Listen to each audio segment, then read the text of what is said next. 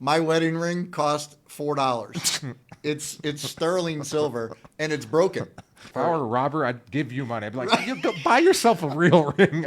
What's up, everybody? Andrew here with the Medellin Buzz. Another live stream interview of an expat in Medellin. This is Chris. Hello, everybody. We've been friends for what, like 12 years now or so? My name is Chris Cajolas, and I am from Bradenton, Florida. I moved to Brazil 15 years ago, stupidly, to be with a girl. It didn't work out. So some friends of mine had told me to come check out Medellin, Colombia. So packed up my stuff and headed here. And when I got to Medellin, after traveling around Colombia, I fell in love with the city. Everything was great. I used to own a restaurant called the Flip Flop Sandwich Shop. That's how I ended up meeting everybody in town. The little breakfast and lunch place. So I winged it and had a lot of people come in just because I was the only option. My first apartment was in Poblado. My second one, we moved to this horrible area that was infested with drug dealers. Where?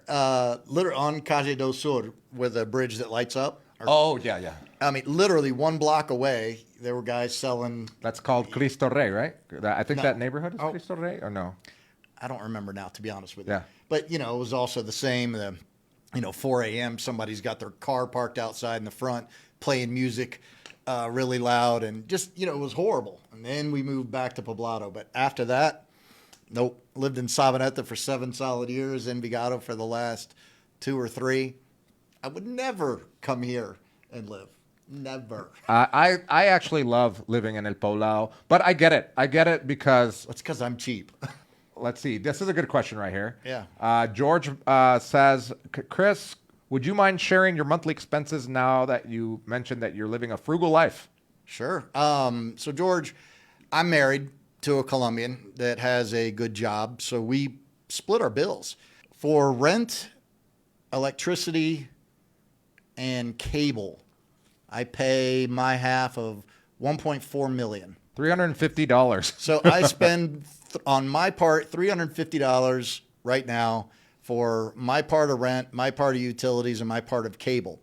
My cell phone is 70, let's call it 80 mil a month, which is $20.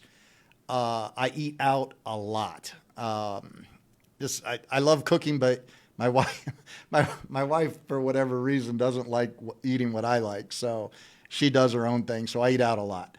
That's my biggest expense, is eating out. I have no way to tell you that, though. Like because what the number would be? yeah, because dude, again, I mean, it bothers me how much some things have gone up. Like going to like Barrio Burger, which is one of my most favorite burgers in town. But dude, it's pushing 40 mil for a burger. Now I know that everybody will say, "Oh, $10 for a burger, no big deal." Well, considering that, 3 years ago, that's unheard of. So, like I found a burger place that's a 200-gram burger for 15.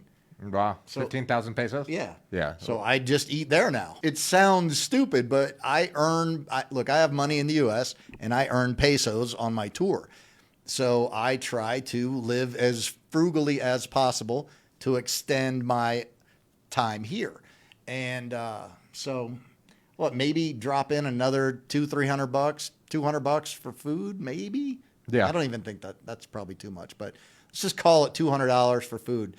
Now, I will say I have a motorcycle, so I don't have to pay for transportation like a lot of people Yeah, that that's use huge. Uber or taxis. But and I travel the country on my motorcycle. So if I'm got a tournament in a town called Bucaramanga, it might cost 350, 400 mil to fly there, so $100. I can get there for $12, maybe 15. And then get back for another 15. So I stay in cheap hotels. I just don't live the baller lifestyle. Yeah. And you're not compromising comfort. You're not compromising your happiness. Right. That's the most important part. If you can definitely live like that here in Colombia and still have a high quality of life. For sure. So I would say that it sounds like you probably spend around $700 maybe pushing it $800 a month on everything. Being Chris. Yeah, that's probably about right. Wow. My cigars sometimes get to be a little on the pricier side, but even with that though, I don't like. There's a new cigar bar that just opened in town, but I don't go hang out there with these guys. They think it's perfectly great to spend $10, $15, $20, $25 on a cigar. When I was in the U.S., yeah, because I was earning a lot of money. Now I'm not earning a lot of money, so I smoke $1.50 cigars. Yeah. Yeah, but as long as it doesn't, like I said, compromise your happiness and Correct. really what you like to do, then there's no problem with that. Right. I think a lot of people come down here and since they have dollars, they try to live that baller lifestyle.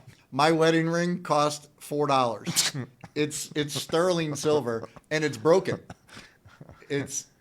I was sitting in a chair. If I were a robber, I'd give you money. I'd be like, you go buy yourself a real ring.